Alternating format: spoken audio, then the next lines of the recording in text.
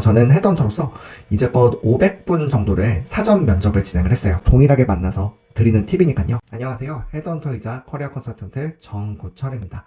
네, 오늘 첫 영상으로 면접에 대해서 한번 말씀드리고자 이렇게 영상을 준비를 했습니다. 저는 헤드헌터로서 이제껏 500분 정도를 사전 면접을 진행을 했어요. 이제 면접 보시기 전에 제가 직접 찾아뵈서 만나 뵙는 거죠. 뭐 5성급 호텔에서 뵐 때도 있고요. 정말 뭐 스타벅스, EDI 이런 데서 뵐 때도 있는데요. 아, 뭐 예상하시는 것처럼 각 산업군, 연차, 직급, 뭐 직책 모두 다 다릅니다.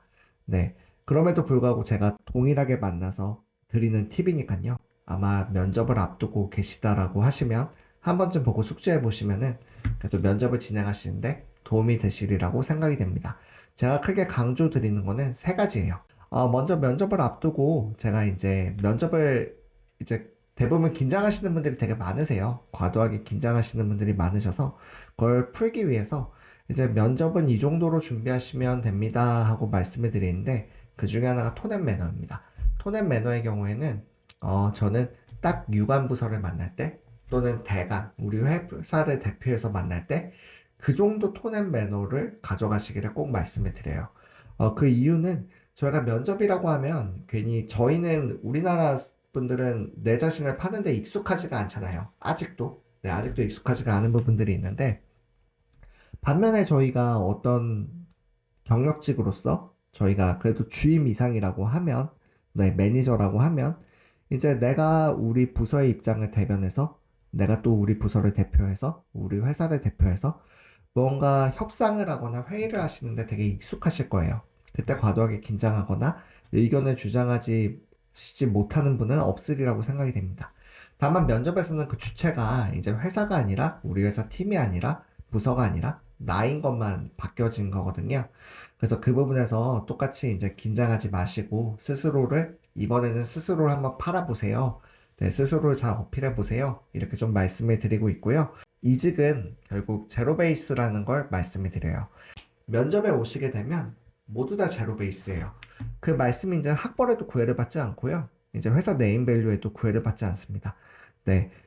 그것은 이제 면접의 그런 특성을 한번 생각해 보시면, 생리를 생각해 보시면 되게 편하실 거예요. 그러니까 면접관들이 그냥 아웃소싱에서 오시는 분들이 아니죠. 실무 면접관인 경우에도 최소한 파트장, 최소한 회사의 에이스, 누군가 우리 회사의 인재를 선출해 줄 수 있는 그런 핵심 인재들이 참여하게 됩니다. 뭐 임원 면접은 말할 것도 없고요. 그런 분들이 그냥 시간을 내시는 경우는 없으세요. 이제 면접의 경우에는 내가 이 서류에서 이분이 이 서류에 적힌 이 역량들을 보여줄 수 있다라고 하면 그러면 이제 자격은 있는 거거든요. 면접의 당락을 결정하는 것은 어떤 것이 있을까요? 뭐 각자의 답은 다르겠지만 저는 확신이라고 생각이 됩니다. 이제 확신은 그리고 준비해서 나온다라고 생각이 돼요. 이제 채용이라는 것이 결국 같이 일할 사람을 뽑는 거거든요. 회사의 니즈에 맞는 같이 일할 사람, 이 직무를 해봤고 우리 회사에 어울리는 인재를 뽑는 건데 그때 면접에서 줘야 될 것은 저는 확신이라고 생각이 돼요. 그리고 다른 후보자와 달리 확신해 줄 수 있는 것은 바로 준비라고 생각이 됩니다. 면접뿐만이 아니라 채용 프로세스를 소개팅에 많이 비유를 해요. 네, 그 소개팅에서도 이 사람 한눈에 반하겠다. 물론 외모일 수도 있지만 네, 외모 외에도 이 사람이 이제 우리가 어떤 사람을 새로 만날 때 이 사람 어떤 느낌이 있어. 이 사람 좋은 느낌. 뭐 어떻게 보면 네, 좋은 자세, 좋은 긍정적인 느낌을 줘. 그때 그것을 주는 것이 저는 결국 확신이라고 준비라고 생각이 됩니다. 이제 그 준비는 또 무엇을 해야 되느냐? 저는 세 가지를 말씀을 드려요. 네, 준비할 때는 처음에 네, 회사, 그리고 채용 공고, 직무, 그리고 마지막 본인 분석입니다.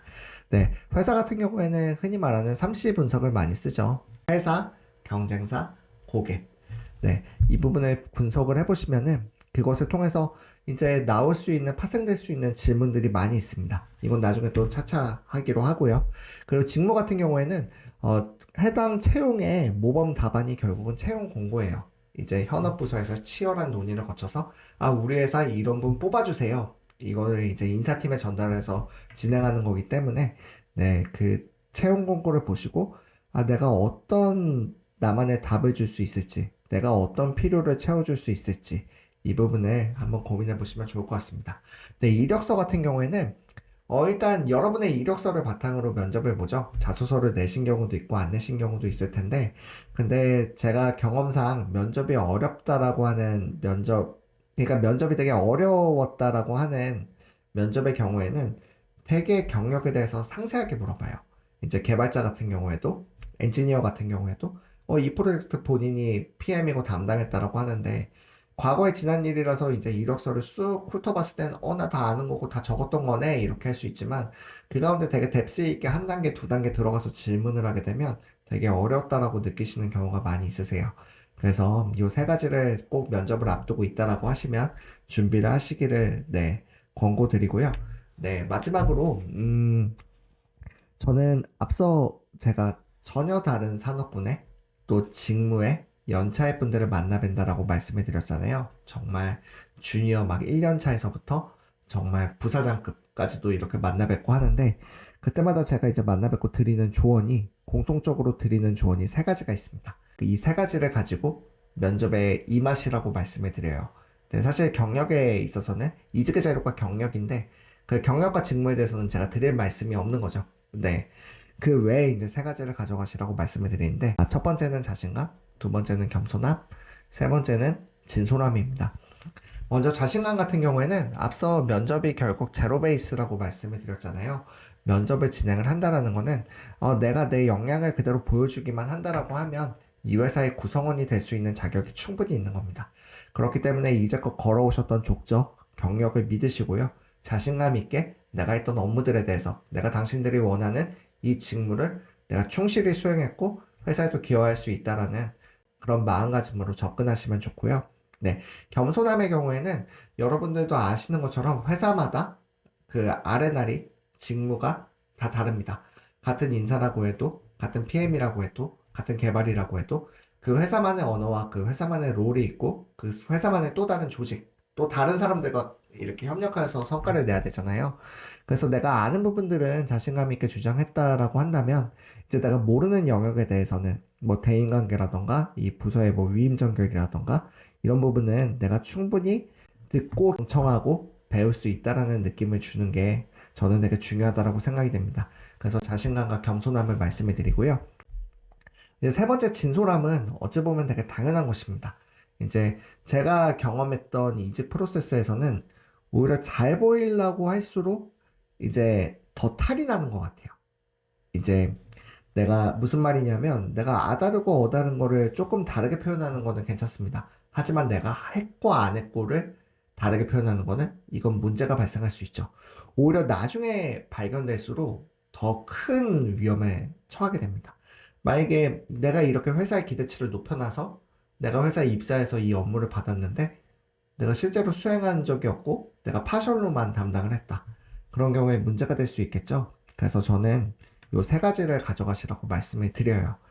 마지막으로 이제 면접이라는 것이 결국 채용이라는 것이 회사의 필요에 의해서 발생을 했지만 거기에 입사를 하는 거는 이제 또 오롯이 지원자의 결정이잖아요. 그렇기 때문에 그분들도 면접관도 지원자를 판단하지만 꼭 지원자도 네, 그 면접관을 그리고 그 회사를 판단하라고 말씀을 드립니다. 네, 그 회사에 들어갔을 때 이 느껴지는 분위기가 있어요. 그것 때문에 저 같은 헤드헌터들도 꼭 고객사들을 만나 뵙고 잠깐이라도 만나 뵙고 회사를 한 번씩 보는 이유가 네, 그 회사마다 느껴지는 분위기가 있습니다. 또 면접관, 또 임원들에게서 느껴지는 분위기도 있어요. 그래서 그런 부분들을 좀 캐치하셔서 네, 이제 면접 때 긴장되고 하시겠지만 나랑 잘 맞는 조직인지, 나 잘 맞는 사람인지 이런 부분들도 고민을 해보시면 좋을 것 같고요. 또 오늘 교통이 유난히 불편했어요. 만약에 근데 생각하시는 것처럼 이 불편한 교통길을 매일매일 출근을 해야 됩니다. 그렇기 때문에 그런 출퇴근 거리나 그런 경로들도 보시면 좋을 것 같고요. 네, 그리고 마지막으로, 내가 만약 쎄하면, 쎄한 게 맞습니다. 암만 헤드헌터가 좋게 말을 해도 인사 담당자나 임원들이 좋게 말을 하고 지인들이 좋게 말을 한다라고 해도, 제 경험상 수많은 후보자들을 봤을 때 쎄한 느낌이 들면 쎄한 게 맞아요. 그래서 그럴 때는 누구의 탓도 아닌 누구의 결정도 아닌 오롯이 본인의 시간으로 본인의 커리어와 본인의 역량을 위해서 본인의 삶을 위해서 하시는 선택이니까요. 그 선택을 오롯이 본인이 하시면 좋을 것 같습니다. 네, 오늘의 면접에서 꼭 준비해야 되는 세 가지 요소랑 그리고 면접의 특성들 그리고 제가 이제 면접 때 후보자분들께 드리는 말씀들에 대해서 좀 간단하게 나눠봤는데요. 다음에도 또 좋은 콘텐츠로 네, 인사드리겠고 네, 도움이 되셨다면 구독도 부탁드리겠습니다. 네, 감사합니다.